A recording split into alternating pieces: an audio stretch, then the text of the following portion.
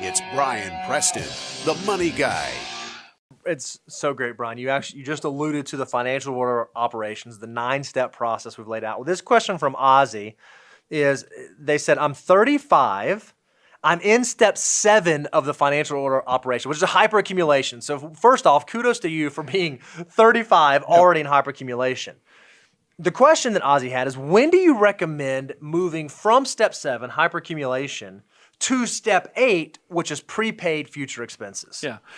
Here's the thing. I want to get you guys to, this is how much we thought about this. Is remember, I want you guys to be free to think about your money. You have a commitment to your future self to make sure you're focusing on saving your army of dollar bills so you have that great big beautiful tomorrow. But there is a point, I'm trying to balance that desire, that fear and greed part, where I don't want you to be a miser, where you're saving at all costs and you miss out on a lot of life. And then plus, we've given enough financial order of operations speeches at corporations and other things where there's always a hand that's raised with kind of this question, but it's asked a little differently. The question usually is like, man, it feels kind of selfish to just keep saving more and more for my retirement. Meanwhile, when do I get to save for my kids' college? I'm worried about my kids going to college. Yeah. And that's why the threshold of transition from step 7, which is hyperaccumulation, into step 8, which is prepaid future expenses,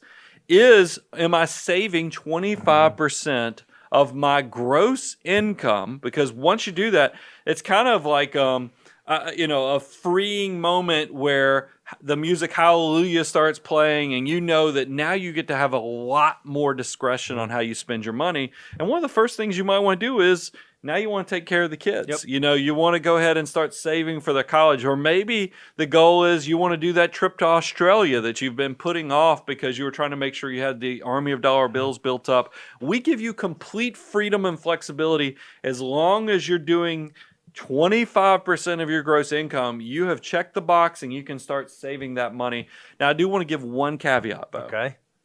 If you're somebody who's watching this and you started saving when you're 40 years of age, meaning you're at zero when you're 39 years of age, it gets a little harder. Sure. It gets a little more nuanced. But assuming you started saving, 35 and younger, I think this all holds up, and I think that you can feel as much freedom as you want to start enjoying your wealth. One thing that I love, Brian, I was hanging out in the private Facebook group for the financial order operations, and a lot of folks, they think that the financial order of operations is this linear thing, that it starts at step 1 and it goes all the way up to step 9. It's just this nice even pattern.